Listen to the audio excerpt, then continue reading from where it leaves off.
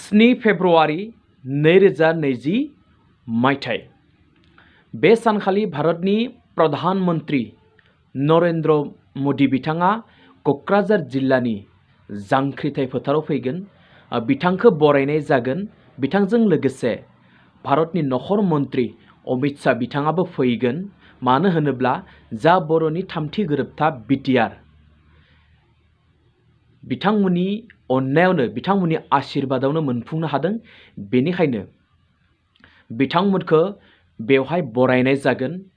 दुलाराय बर' फरायसा आफाद एनडिएफबि आरो बर'नि गोबां समाजारि आफादफोरा बिथांमोनखौ बे क'क्राझार जिल्लानि सिङाव थानाय जा जांख्रिथाय फोथार बेयाव बरायनाय जागोन। बेनिखायनो आं गासै बर' रायजो राजाफोरखौ गुरै खावलायो, बिटिआरनि सिङाव थानाय बर' रायजो राजा आरो बिटिआरनि बायजोआव थानाय गासै बर' रायजो राजाफोरखौ आं गुरै खावलायो, नोंथांमोना जाहाथे बे 7 फेब्रुवारियाव लैहोर लैहोर फैनानै बाहागो लाफैनांगौ।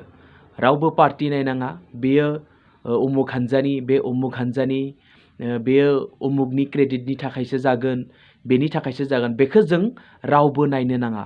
एस बड' मानसि हिसाबै, बर' मानसि हिसाबैनो जोङो बेयाव नुजाफैनांगोन, लैहोर लैहोर बाहागो लानांगोन।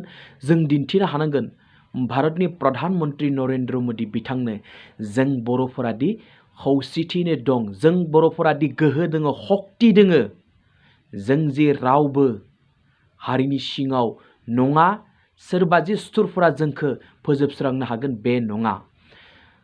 बे 7 फेब्रुवारियाव बिटिआरनि मोनब्रै जा जिल्ला अर्थात बिटिसिनि जा मोनब्रै जिल्ला, बे जिल्लाखौ सरकारि बन्द खालामनाय जादों। स्कुल, कलेज, अफिसफोरखौ बन्द खालामनाय जादों, जाहाथे बे प्रग्रामाव गासैबो साकरियाल एबा स्टुडेन्टफोराबो बाहागो लानो हायो। बेखौ नायनानै आसाम सरकारा बन्द होनाय जादों। खुनु गारि सारि बन्द नङा दै, अफिसियेलि बन्द। स्कुलफोरा बन्द थागोन, कलेजफोरा, इउनिभार्सिटिफोरा, बेनि अनगायैबो सरकारि अफिसफोरा बन्द थागोन, जाहाथे बे प्रग्रामाव नुजाफैनो हायो। बेनि थाखायनो आरो जायफोर बिथांमोना नुजाफैनो हाया बिथांमोना जाहाथे टिभियाव निउसाव नायनानै मिन्थिनो मोनो नरेंद्र मोदी बिथाङा बोरैहाय होखो, बोरै मा होखो, बिभिन्न धरननि नरेंद्र मोदी बिथांनि लेक्सारखौ। खालि जोङो बे 7 फेब्रुवारियाव जों बर'नि खौसेथिखौ दिन्थिनांगोन, शक्तिखौ दिन्थिनांगोन, जों जि बर'फ्रा बिराद गोहो दङ बेखौ दिन्थिनो हानांगोन। आरो अदालगुरि जिल्लानिफ्राय, अदालगुरि साइडनिफ्राय गंब्रै रेलगारि होनाय जादों। बेयो 7 तारिख खालि फुंनि 3 बाजिनिफ्राय सालायनाय जागोन। नोंथांमोना कानेक्सन खालामनानै ला दैदेनगिरिफोरजों, बबेनिफ्राय रेला फैगोन, नाथाय अदालगुरि साइडनिफ्राय फैगोन होननानै मिन्थिनो मोननाय जादों। रावबो जाहाथे मिस खालामा, लैहोर लैहोर फैनांगौ। बे फरायसायानो जा, बे आबादारियानो जा, बे सोरबा साकरियालानो जा, बे बबेबा आफादनियानो जा, जों गासैबो मदद खालामलायनांगौ। बे सानखालि 7 फेब्रुवारि खालि जोङो लैहोर लैहोर फैनानै बाहागो लानांगोन। रावबो जाहाथे दावराव दावसि खालामा।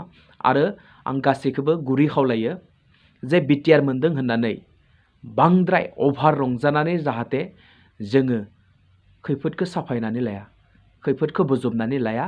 जोङो आलो गोजोनै फै, लिमिटनि रंजा, मोजां बाथ्रा। बांद्राय रंजानाया मोजां नङा जोंनि थाखाय। बे बांद्राय रंजानाया माब्लाबा खैफोद लाबोनानै होयो।